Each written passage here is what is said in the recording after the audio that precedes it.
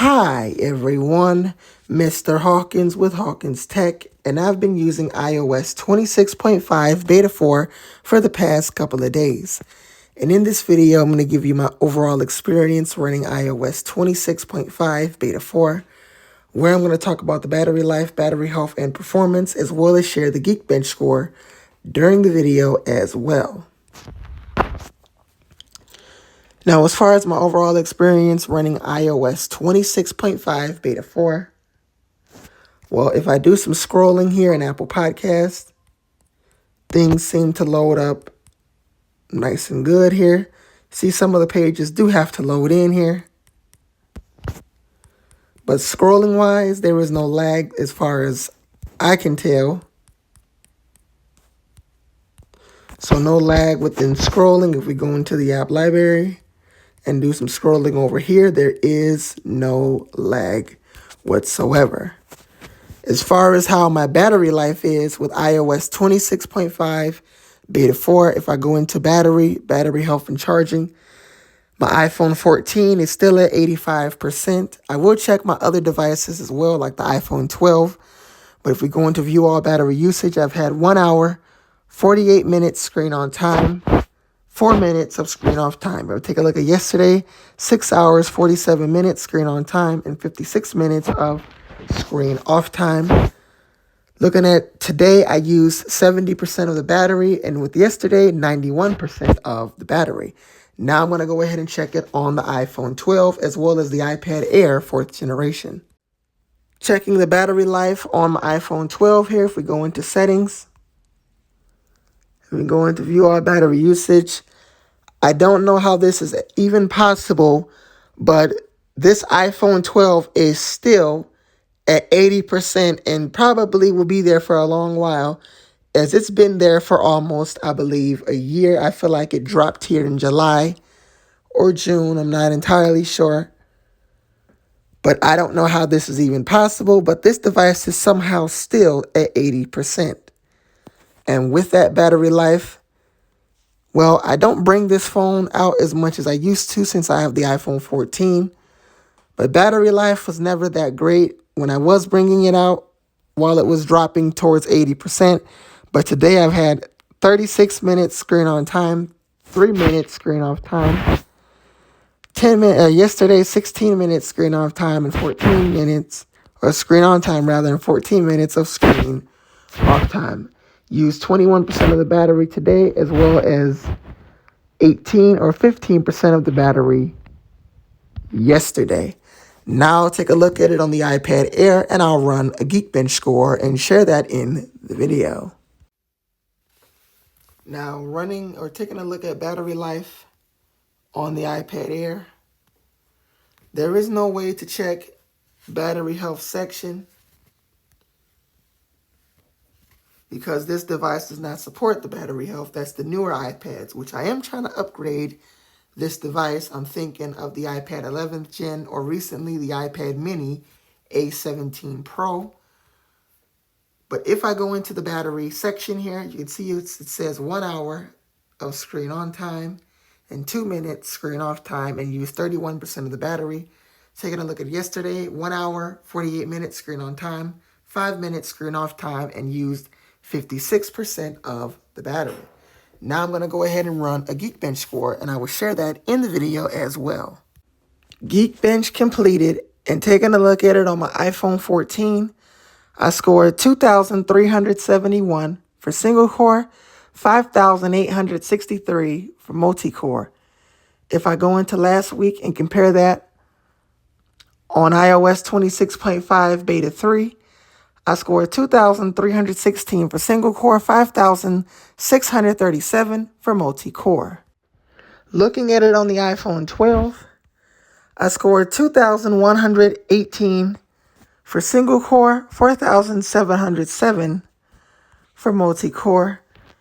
If I take a look at last week, 2,087 single core, 4,683 for multi-core. So I'm looking at slightly lower numbers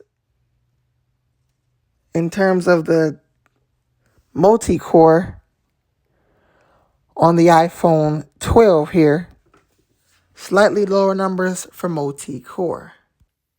And finally, on the iPad, taking a look at it, I scored 2123 for single core, 4990 for multi-core. And if I take a look at last week, when I ran this, I scored 2124 for single core, 5079 for multi-core.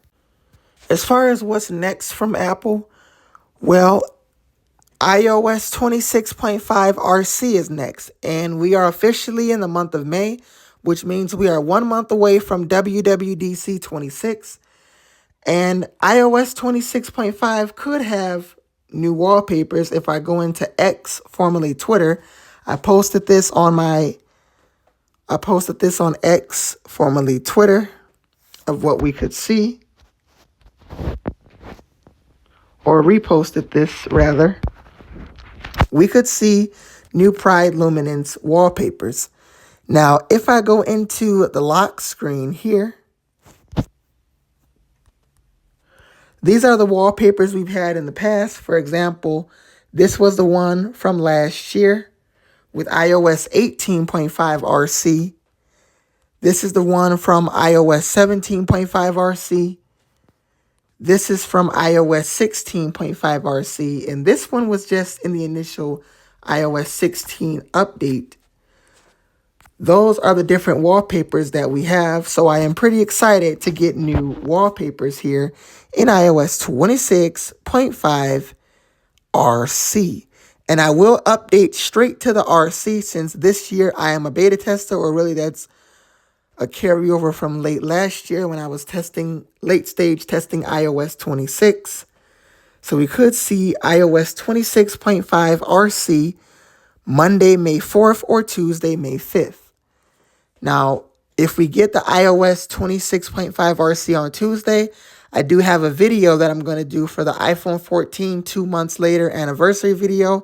If we get that on Tuesday, then I'm going to release that video on May 6th.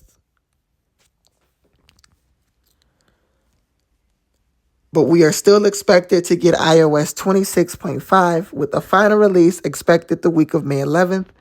Then after that, we will get iOS 27 next month, and I will be installing it on my iPhone 12. And then we will get iOS 26.6 Beta 1, which I'm not going to install immediately. I'm probably going to wait till it's Beta 3 or Beta 4 to put it on the iPhone 14, as I will not be running iOS 27 betas on my iPhone 14, just my iPhone 12 only, as that's my secondary device. So you guys will get to see iOS 27 early. I know last year I did not show iOS 26 in terms of actually running it on my devices. I did show it with different pictures I had within the Craft app, but this year is different. This year I will actually be running iOS 27 Beta 1 on my iPhone 12.